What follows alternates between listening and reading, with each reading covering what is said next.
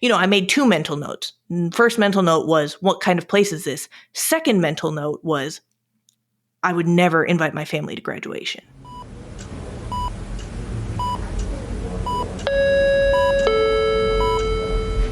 Paging Dr. Cook. Paging Dr. Cook. Dr. Cook, you're wanted in the OR. Dr. Cook, you're wanted in the OR.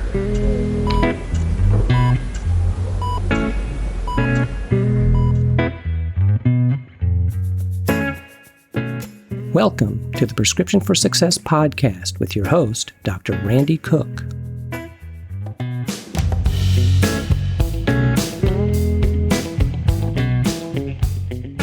Hello, everyone, and welcome to Prescription for Success.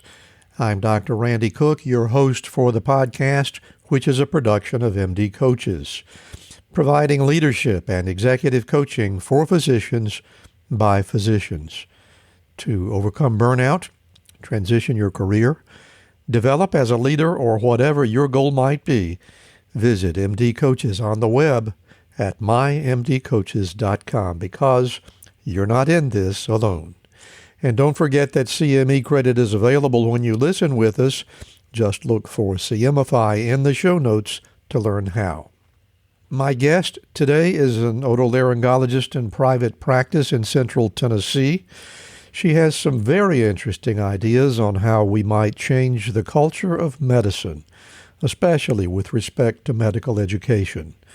So let's hear my conversation with Dr. Frances Mei Hardin.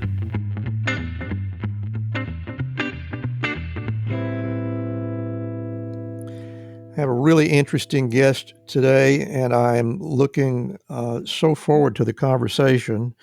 Dr. Frances Mei Hardin, welcome to Prescriptions for Success. It's a pleasure to meet you. Thank you so much for having me on, Dr. Cook. It's a privilege to be here today. And before we go any further, I think I'd like to point out that we like to make this a first-name basis conversation. So if you will call me Randy, I'd be honored. And if I can call you Frances Mei, I would be honored as well. Is that going to be okay with you? Yes, that's wonderful. Thanks, Okay. Randy.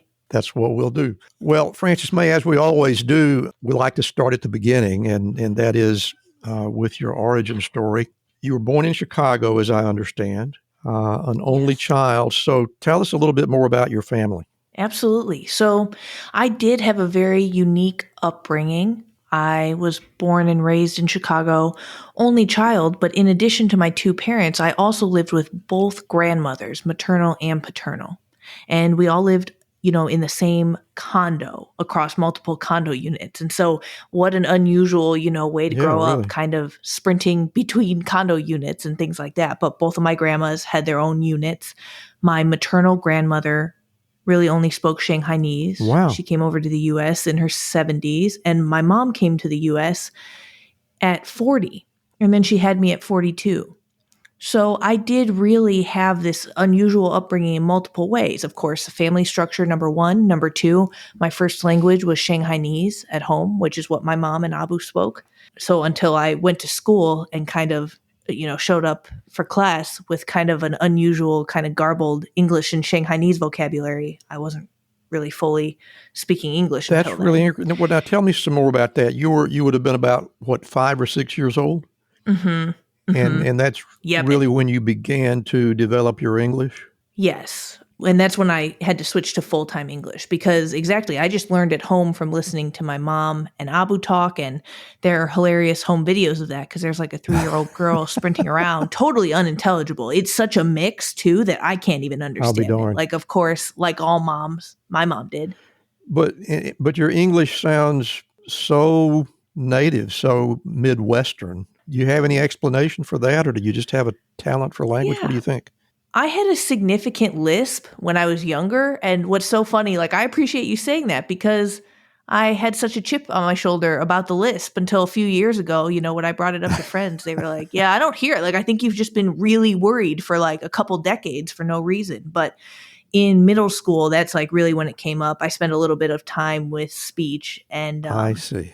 I agree. I have this Midwestern accent, but it's so funny because in the past, just even 1 month in my practice, I would say, number one, I had one patient. She was really brilliant. She clearly has some kind of linguistics expertise, because she stopped me in the middle of my conversation with her during a visit to say, I have a very strong linguistics background. I've studied a lot. She said, I bet you were born in the Midwest in the 90s.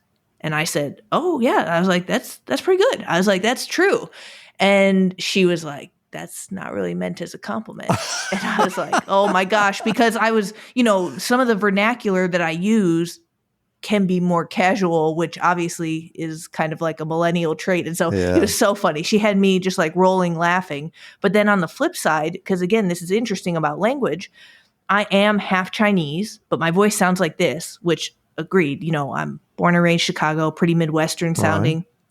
Right. I had one patient who was in his 70s, and we had, like a very straightforward visit, kind of tinnitus, kind of benign tinnitus evaluation. And when he left, he checked out with my nurse, who is a white woman from this area. And he said to her during checkout about me, she must be from overseas. She really sounds like it, right? She sounds like she's from overseas. Well, since in a blind study, I really don't sound like I'm from overseas. So that makes it seem like maybe visually you're taking some other cues and coming to your own conclusions based on additional evidence. That is not correct. That's really interesting. Well, let's move on along a bit. I picked up in sort of poking around in your life and looking at some of your podcast videos that you are what you refer to as a confessed nerd. How do you feel that you qualify for that moniker? Oh my gosh, I super qualify. I mean, I was not popular in grade school, middle school.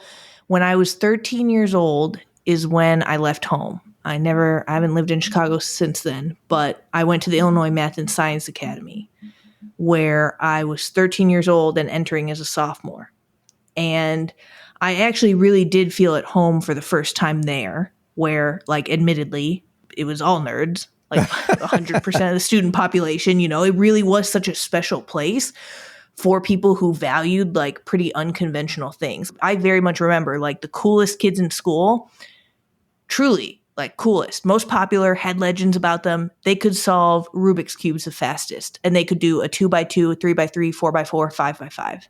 And people would just be like entranced. And that was like, but that was the version of maybe a more traditional schools like Regina George and the Mean Girls clique.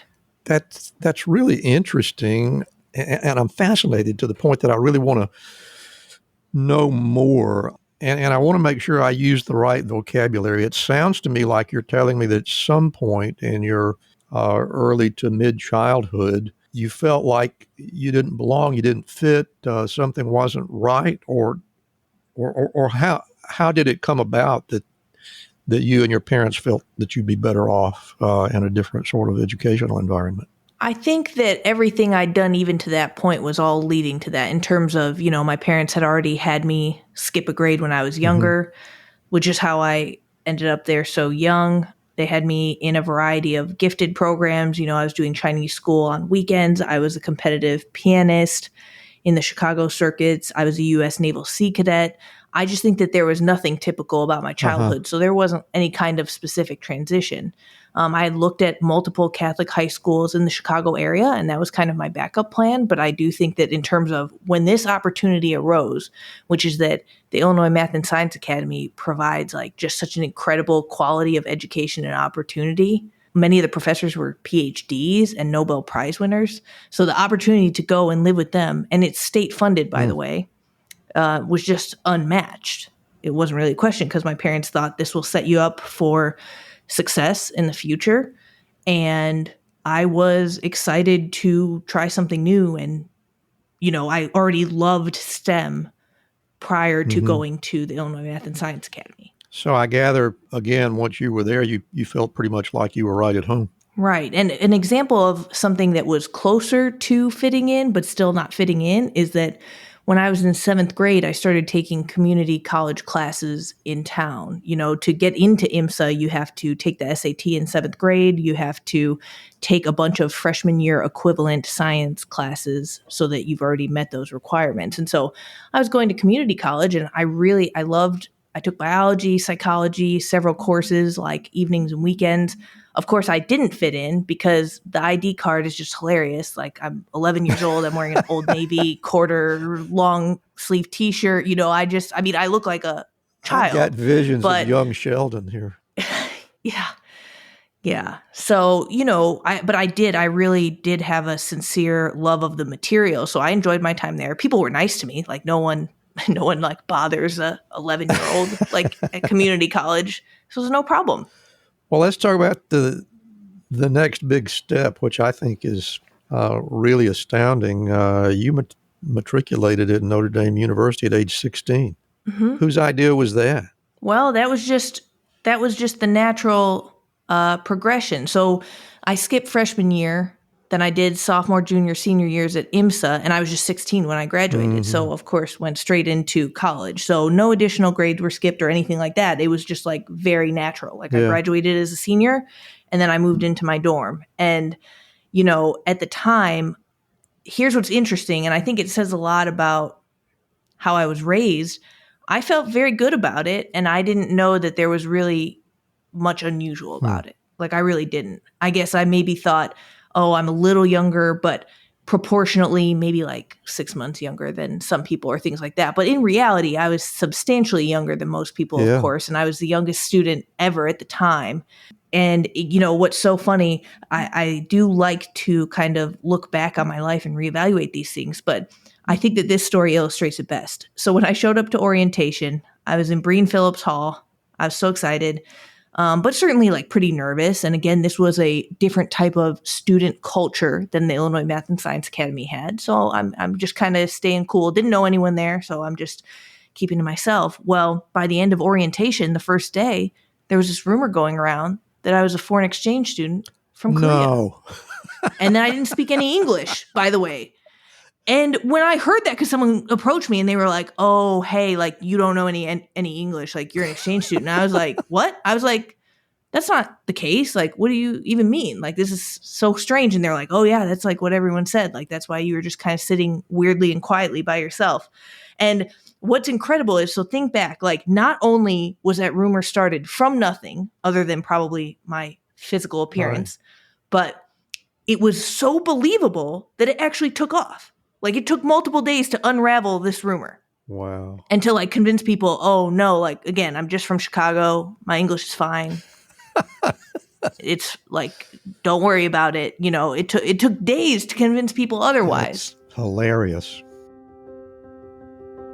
Are you a doctor struggling to provide the best care for your patients while dealing with financial and caregiving matters out of the scope of your practice? Do you find yourself scrambling to keep up with the latest resources and wish there was an easier way? Then this virtual caregiver conference resource will save you time, money, and sanity by giving you all the resources and information your patients need in one place. This conference helps you and your patients enlist the best strategies around healthcare resources and the best financial steps for your patients while navigating caregiving situations.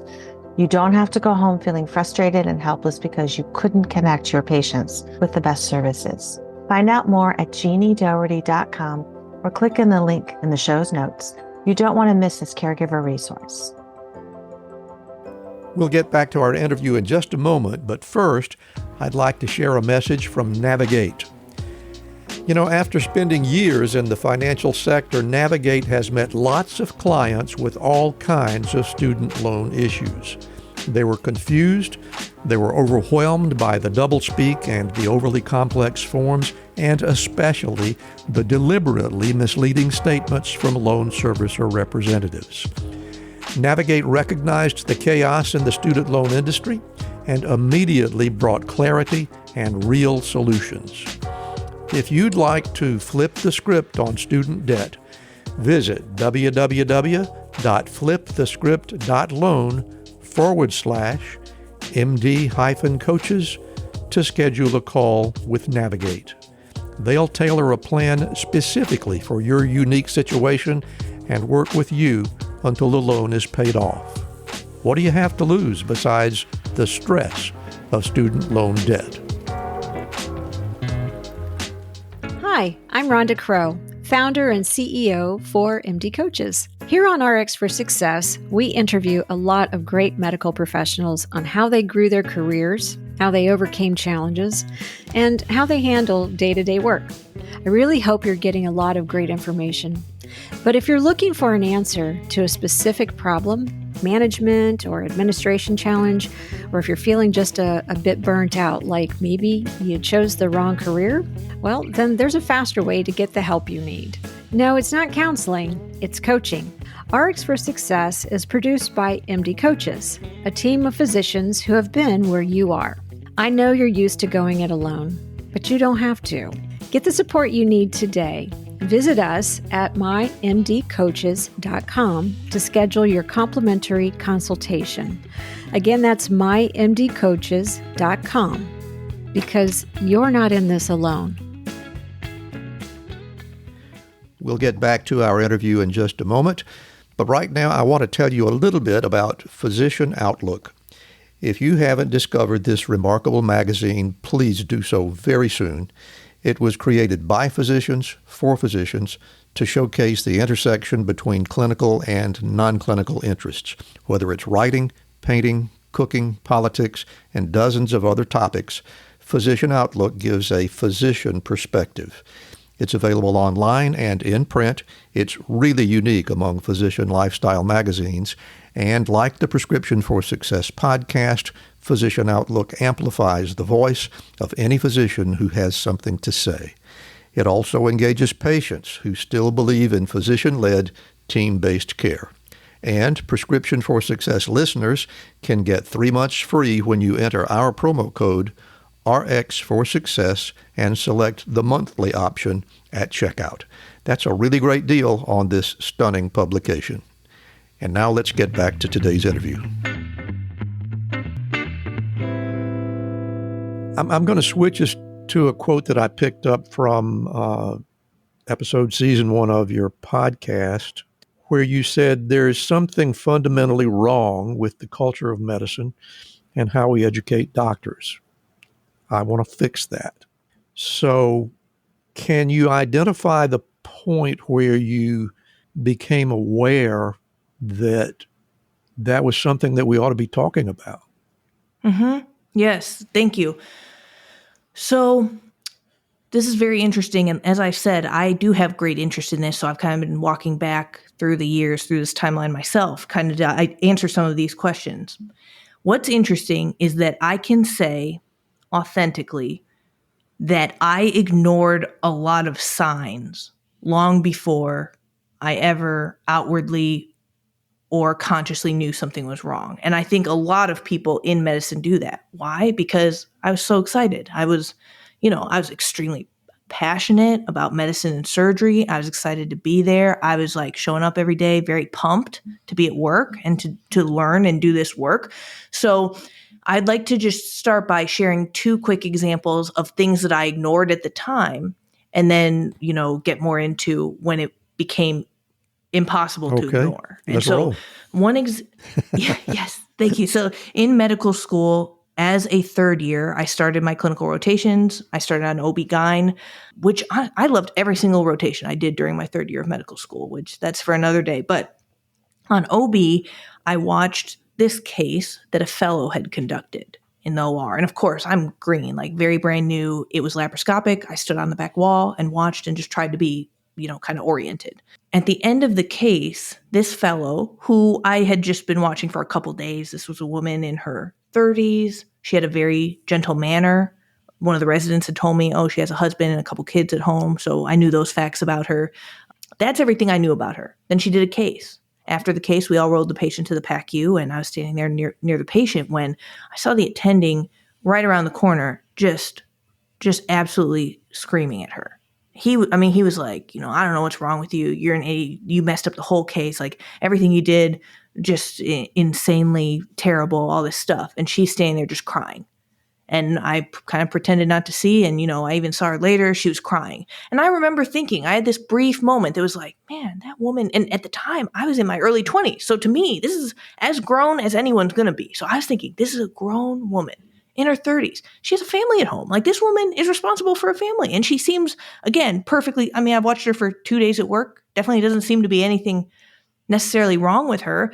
And the case had outwardly gone smoothly, like nothing, no alarms went off during the case. But it was so wild to me. I was like, that's really sad that she's been like made to cry at work. But again, I have no context for this. I don't know if she deserves it or not. And, I think a lot of people explain things like that away and they say, well, I'm sure if she's being yelled at, there's good reason for it. Now I question that a lot. Flash forward, when I was an intern, I showed up in June for orientation and we were about to start, of course, July 1. But the week before that was resident graduation. The class before us was finishing and heading out. And I didn't know those two gentlemen, of course, because we basically were two ships passing in the night. But my co-resident and I and my boyfriend at the time, now husband, we all showed up to the dinner. And so this is really the introduction to that department. Like, I don't know any of these people. And we sat in the very back and we stayed very quiet. We were just kind of scared. We just sat there quietly watching. The chair gave multiple speeches for the graduates.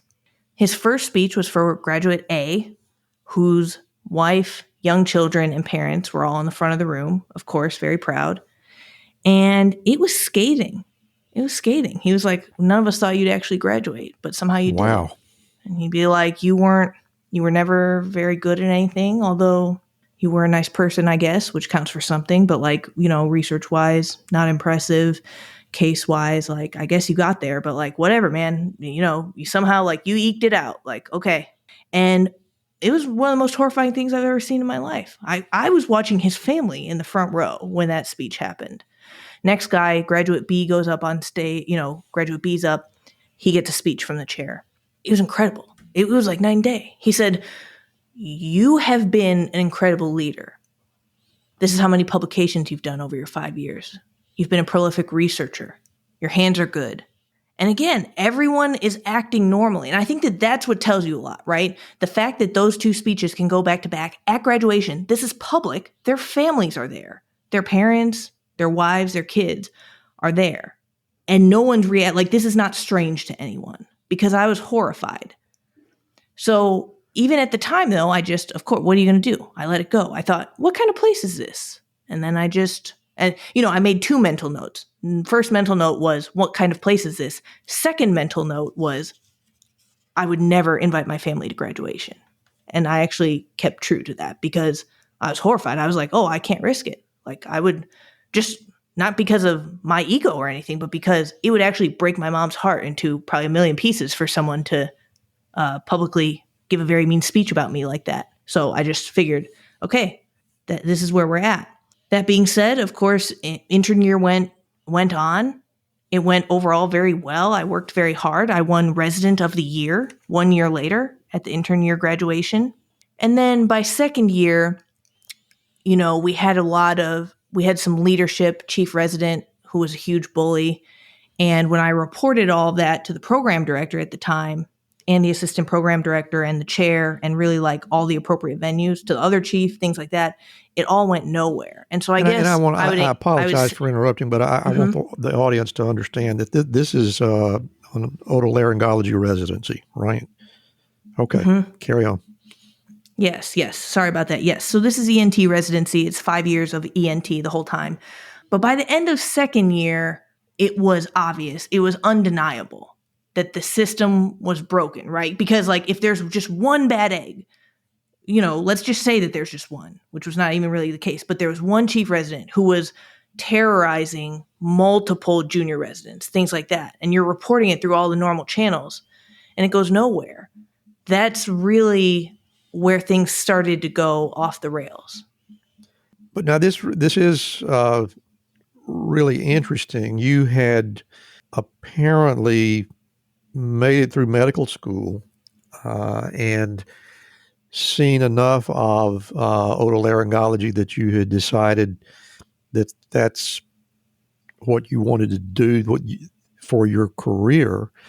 And I gather you had never seen anything like that during the course of your training, or did you? Medical students are generally shielded from a lot of bullying and abuse from senior residents, from attendings, things like that. Like, they try to not have medical students be part of those conversations and interactions. But in fact, once you were in place in your residency program, you did come face to face with some of that kind of behavior, did you not? Correct. We can refer the audience to your podcast or your YouTube channel to get the tiny details on this. But would you like to tell us a little bit about what that experience was like when you were closing that thyroidectomy case? Oh, sure. Yeah. So that was end of my second year. And, the attending was teaching me how to do a pop-off vicral suture, which, this is personal preference. There's not one single correct way to pop off a vicral suture. That's what I've learned in a survey of about 30 surgeons since the date. You can add me to that. I don't think there are any rules.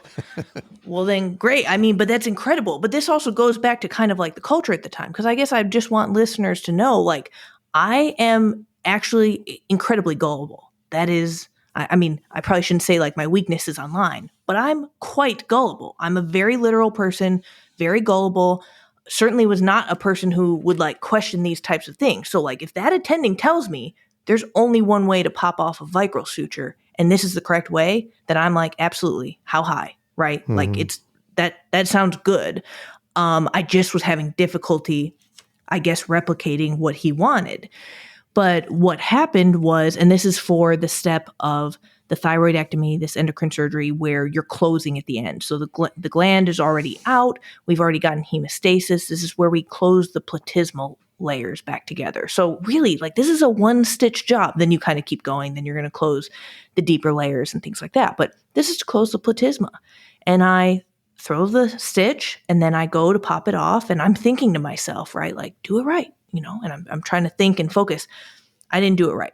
But his reaction was terrifying. It was like abjectly terrifying. I had nightmares about this for several years after it happened. Thankfully, enough years have passed that I don't have these nightmares anymore. But he was just dead silent. And he said, I told you to do this the way that I told you yesterday. Like, I showed you how to do this. I wish we lived in a world where I only needed to tell you how to do the same thing 5 or 6 times. But I guess we don't live in that world. And I was just terrified, right? So I'm just staring at him blankly, like the way that a person who's very scared and dissociating would like probably respond. And then in response to my silence, he got very upset. He interpreted it at the time as insubordination, which like there was no precedent for, nor did I say anything. But he really like took it to the nth level because he really at that point, so he throws all his instruments down. He said, "You think you're so smart. I don't even need you here. You don't need to be here. It's my way or the highway. Like, it's not your way. I know you think you're so good," or whatever, and all this stuff. And he was like, "Okay, you got it." And I said, "Okay." He said, "The only thing you're allowed to say to me is yes, sir," which is funny because on the postmortem, people often tell me, like, you should have just said, like, "I apologize. I'm confused and scared," right? Well, he told me the only thing I'm allowed to say to him is yes, sir. So again, still pretty green, afraid and confused. And he ends up just leaving. He just left the operating room. So we are at the platysmal closure step. I've seen one of these before, and now I'm alone to close up this thyroid wound. And, and I should mention, I had already started crying before he left the room. And then I just kept crying until we got to the PACU. So I'm closing this wound, still pretty green. My closures have always looked really good. But that being said, is it necessary to really handicap the assistant surgeon with like uncontrollable tears? It's not coming out of my mask. No one's supervising. He never came back. And so I think that also, this story just highlights some of the culture of teaching that can exist in surgery. Like, I would argue that this is actually a very poor form of teaching. And why am I qualified to say that?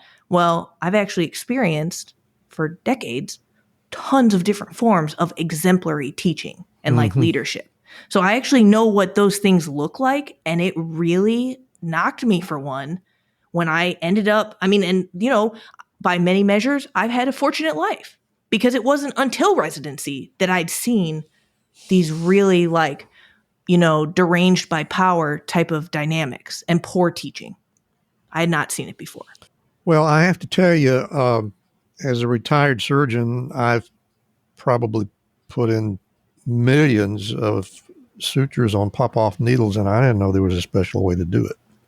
So I have no idea where that came from, but I am really dumbfounded by that kind of behavior. Did you witness that sort of attitude from other people on the faculty where you were? Or was this strictly a Yes. one-off, or was it fairly common?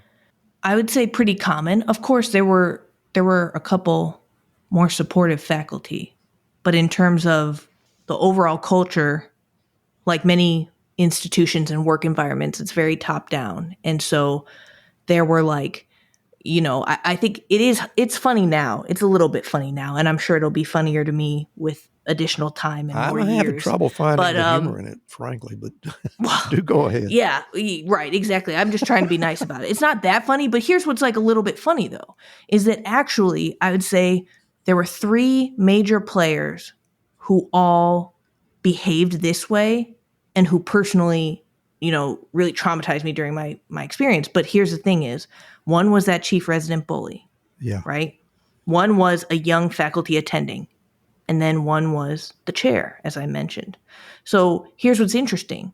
That chair trained that young faculty himself. So this person was almost an identical mini-me. Gotcha. The way that they did everything was mini-me. But here's what's even more interesting. I had 3 generations terrorizing me because that chief resident was the intern of the young faculty when she used to be a resident.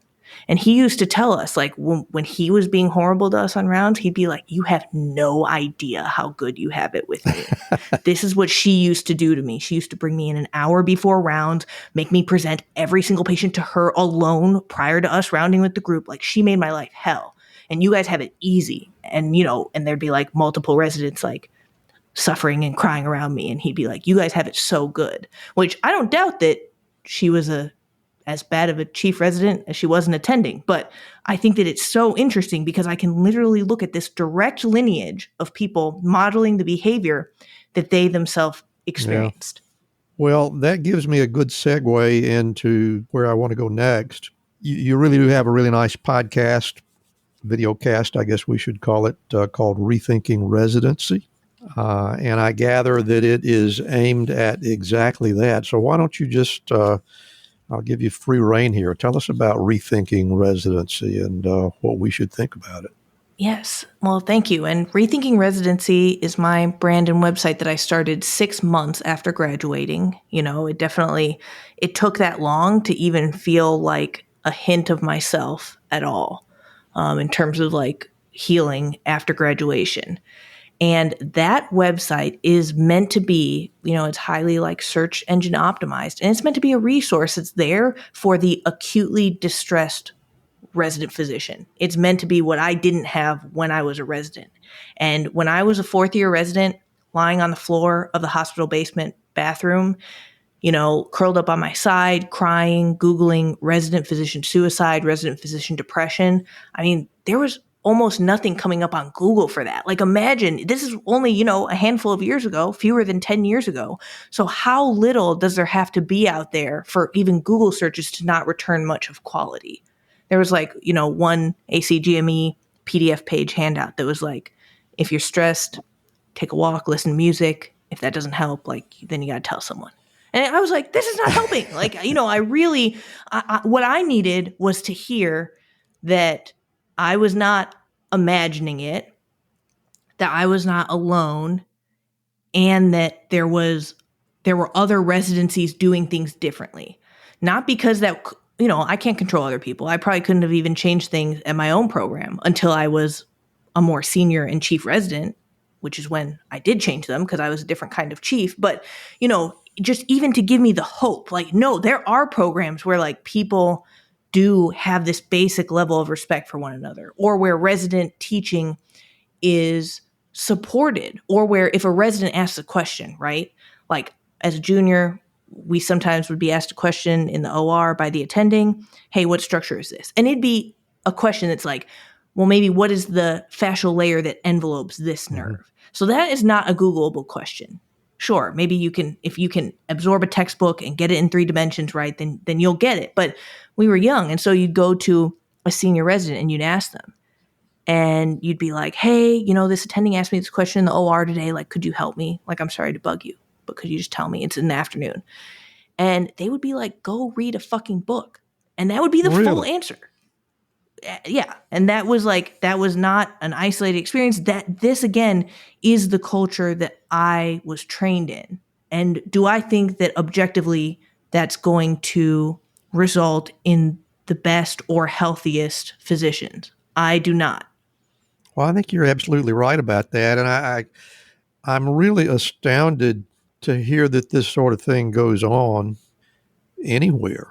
And what I hear you telling me is that you have had enough feedback from the people that you interact with that you think it may be pervasive enough that it's doing some damage. Is that basically what you're saying here? Well, absolutely. Absolutely. I think that that's a very fair way to say it because agreed, like on the flip side, I have friends who are physicians. I meet people who had supportive and overall positive experiences. Like, of course, everyone says, well, residency is going to be miserable.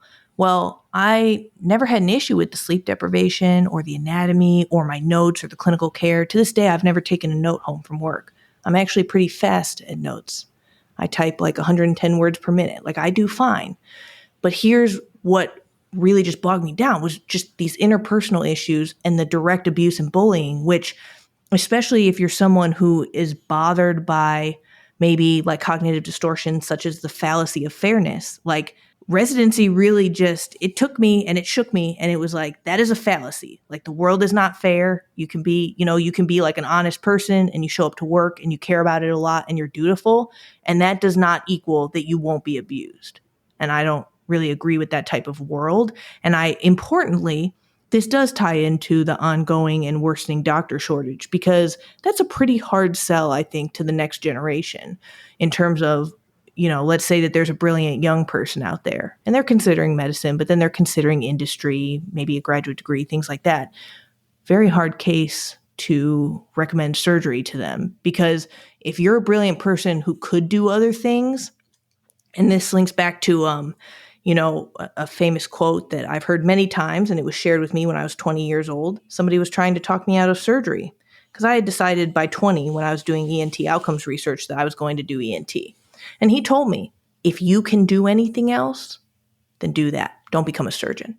And I told him, that made me want to doubly become a surgeon because that's how many people are at 20. Yeah. I was just the same as everyone. I said, okay, well, I'm definitely going to do it now. But here's what's true about that is that if you do end up in a situation like this where it approaches untenable, it's kind of like, well, why is this appropriate for me to endure all this abuse at work if I don't think it's necessary for me to learn the material? And in fact, I said very vocally, especially towards the end before I graduated, I just said, look, that was really not my learning style. And a lot of people don't have that learning style. You should take it down like 5 notches. So can you sort of share with us if you have a blueprint in your mind about how are you going to approach this? How are you going to change the culture of medicine? What are going to be the steps? How are you going to get the ball rolling? Well, step 1 is kind of sharing these stories, making people aware of a problem that they may not know existed. I've had a lot of older physicians tell me it was that way when I was a resident. That happened to my surgical residency friends, but I figured it had changed by the 2000s. And I say, nope, it's kind of like House of God or worse still in many places. So the change occurs at many levels. It occurs at a personal level for all of us. Like, we have agency, so we decide the type of person that we're going to be when we show up every day of our journey towards becoming a physician and every day that we are a physician. Physicians and surgeons are naturally, like, typically the leader of groups or clinics or ORs that they're in. So, we do choose the tone that we set for the work that we do, including when learners are around. Additionally, I do a lot of work with different programs, working on education resources across the country. I mean, I think there's a lot that can be done at several levels: Masters of Medical Education programs, ACGME level, program director levels. Maybe if all chief residents were mandated to complete some kind of leadership training, then that could help us decrease the number of completely unsuitable chief residents who are leaders of teams. And everyone directly reports to them every day for a year. It's crazy how much a year can change everything, because under one chief resident, it might be very smooth and overall a supportive environment. And then, but if, this is left to the winds of chance, if the next chief resident says, I want to make everybody's life hell, they can do that. No roadblocks to that. Well, Dr. Frances Mei Hardin, I think you have gotten yourself off to a very good start, and I want to wish you the best of luck with this. There clearly is a place for paying attention to how medical trainees are dealing with the stresses that they have to deal with, and certainly just the usual things, the disease, the death, the dying, the mental anguish that goes along with that, which should be enough all by itself without having to endure abuse from the people who are supposed to be there to shape you into someone who is gifted in the healing arts. I've really enjoyed hearing the story. At this point, I'm going to step out of the way and give you an opportunity to speak on your own. So, audience, Dr. Frances Mei Hardin is going to share her prescriptions for success. Thank you so much, Randy. And so I'd love to start with really 3 things that I would tell myself 10 years ago and kind of the lessons that come from that. Number 1, work on agility and adaptability skills instead of being so rigid. Because yes, I had a great passion for the material. I had a great aptitude for it. But certainly, I was a much more rigid person 10 years ago. And the thing is that I think, and when I advise other people and I say, hey, set yourself up for success, it is these things like career agility and adaptability. One quote that I love, it's from The Office, but Stanley, he has a heart attack. And I remember that scene well. I apologize for interrupting. I never do this. Yes. Go ahead. Oh my gosh. Yeah, no, exactly. I love it. I love Stanley, and so he's out. He had a heart attack. He comes back to work, and he's got this little monitor on. His doctor, of course, told him really, you got to take it easy. You can't be getting worked up at work, right? You can't be getting your heart rate, blood pressure up, and everything. And of course, Michael's going on some rant. He's got all the employees in a room, and Stanley's beeper starts going off, and all this stuff. And I love it because in the camera interview, Stanley says to the cameraman, my doctor says, if I don't learn to relate more positively to my surroundings, I'm going to die. And then they flash back, Michael's still doing crazy stuff. Stanley's beeper's going off like crazy. The next to the camera, he's just like, I'm going to die. And, the last part's a joke, but I hit that point in residency. That is a gift that GME gave me, because it has allowed me the opportunity to change my perspective, change the way I think, change the way that I relate to my surroundings, because ultimately my new way is much more effective and I think sets me up for success better than the old way. And so certainly the younger that people can learn that lesson and actually enact masterfully that type of skill, that's wonderful. That will set you up for success. On a related note, one of my favorite mantras is let go or be dragged. And I also really again, that's a major gift and lesson that I have learned over my experience and my journey towards becoming a physician and now becoming a surgeon. I think that I'm at a point in my life, I'm 32 years old, and I am at this point where I'm able to say life's too short and move on in a way that I did not have that perspective or that wisdom in my 20s. And then thirdly, I really love this quote by Ovid, be patient and tough. Someday this pain will be useful to you. And of course, obviously, I'm a very literal person that directly really speaks to my heart and my experience, because, the reason why I put all this time and effort into creation of resources, I just did that in my free time for over a year, just because I believe in it, just because if one resident in my position sees it, then I would think that it was a worthwhile thing to do. So those are some mantras and quotes that I really love. And then, seeking advice or inspiration, it can come from anywhere. A lot of my best advice over the years came from older research mentors. And, like I said, some of the great teachers that I've had. But again, like I've learned from Nobel Prize winners. And I mean, they're brilliant. I've learned from just some of the most brilliant people I've ever met in my life. And they have this true humility about them that I don't see very much in surgeons. I think we can all benefit from kind of being more approachable and open and teaching others.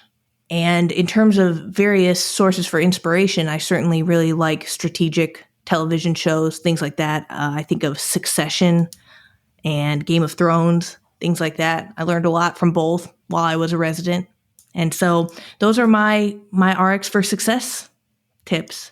Thank you, Randy. Well, Dr. Frances Mei Hardin, thank you for being here and for sharing your story with us, and particularly for sharing your wisdom with your prescriptions for success. That's very impressive. And I have to tell you, this is the very first time anyone has brought up a quote from The Office, which is one of my all-time favorite TV shows. I'm honored to know that that you're in that company of Office admirers. It's been a lot of fun talking to you, and I appreciate your time. Thank you for being here. Thank you so much. Thank you so much for listening today. If you enjoyed the show, you can help us reach more listeners by leaving a rating and a review, especially on Spotify or Apple Podcasts. And if your app doesn't have that option, just leave us an email or a voicemail through SpeakPipe at www.mymdcoaches.com/podcast. You can also help by becoming a Patreon member. That link is in the show notes. And we hope you'll also follow our companion podcast, Life-Changing Moments with Dr. Dale Waxman. Special thanks to our producer, Craig Clausen, our promotions manager, Mariana Rodabaugh, and to Ryan Jones, who created and performs our theme music. And remember, be sure to fill your prescription for success with my next episode.